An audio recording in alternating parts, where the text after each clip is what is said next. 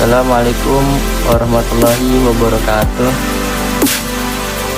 Perkenalkan, nama saya Iwan Ardiansyah dari Universitas Pancasakti Kota Bekasi, Fakultas Ilmu Pendidikan, Program Studi Pendidikan Ekonomi, bernomor induk mahasiswa 18721506161, kelas malam B. Ingin mempresentasikan ujian akhir semester 1 mata kuliah Dasar-Dasar Pendidikan berdosen pengampu Bapak Dahlan MPD yang bertema Asas-Asas Pendidikan. Asas-asas pendidikan terbagi menjadi 6 macam. Yang pertama, asas semesta, menyeluruh dan terpadu. Yang kedua, asas belajar sepanjang hayat. Yang ketiga, asas tanggung jawab bersama. 4. Asas manfaat, adil dan merata. Yang kelima, asas kemandirian dalam belajar. Dan yang terakhir, yang keenam, asas Tutwuri Handayani, Ingarso Tulodo, Ingmadio Mangunkarso, dan Tutwuri Handayani. Saya akan menjelaskan satu persatu. Yang pertama ada asas semesta, menyeluruh dan terpadu. Semesta maksudnya pendidikan diselenggarakan secara terbuka bagi seluruh rakyat Indonesia. Menyeluruh maksudnya pendidikan harus mencakup semua jenis dan jenjang pendidikan. Terpadu artinya pendidikan tidak dapat dipisahkan dari keseluruhan kesatuan bangsa.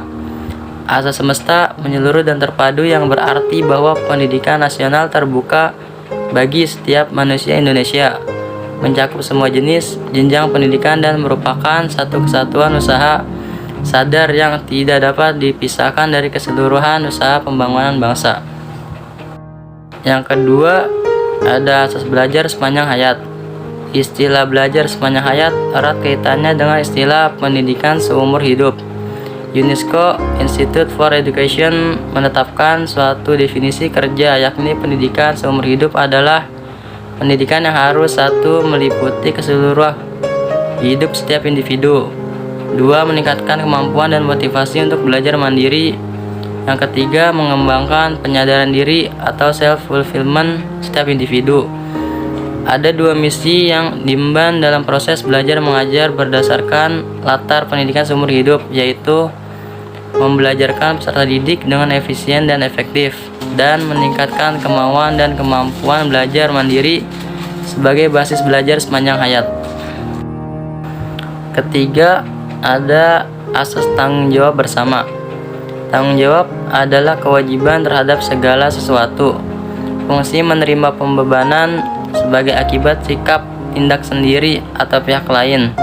Tanggung jawab sangat berkaitan dengan kewajiban kepada seseorang terhadap tugas atau perbuatan yang dilakukan. Segala sesuatu aktivitas atau perbuatan yang dilakukan tanpa adanya tanggung jawab akan terjadi secara tidak terarah dan cenderung asal-asalan saja, bahkan dapat menimbulkan masalah yang lain lagi. 4. Asas manfaat, adil dan merata. Pendidikan yang diselenggarakan harus berguna bagi peningkatan hidup manusia dan masyarakat. Sementara itu, asas adil dan merata maksudnya adalah bahwa penyelenggaraan pendidikan harus dapat dinikmati oleh seluruh lapisan masyarakat sesuai dengan kemampuan dan kebutuhannya. 5. Asas kemandirian dalam belajar. Asas ini tidak dapat dipisahkan dari 2 asas, yaitu Tutwuri Handayani dan belajar sepanjang hayat. Implikasi dari asas ini adalah pendidik harus menjalankan peran komunikator, fasilitator, organisator, dan sebagainya. Pendidik diharapkan dapat menyediakan dan mengatur berbagai sumber belajar sedemikian rupa sehingga memudahkan peserta didik berinteraksi dengan sumber belajar tersebut. Yang keenam ada asas Tutwuri Handayani, Ingarso Sungtulodo, Ingmadio Mangunkarso, dan Tutwuri Handayani. Yang pertama, Ingarso Sungtulodo. Arti Ingarso itu di depan atau di muka. Sun berasal dari kata ingsun yang berarti saya, tulodo berarti tauladan.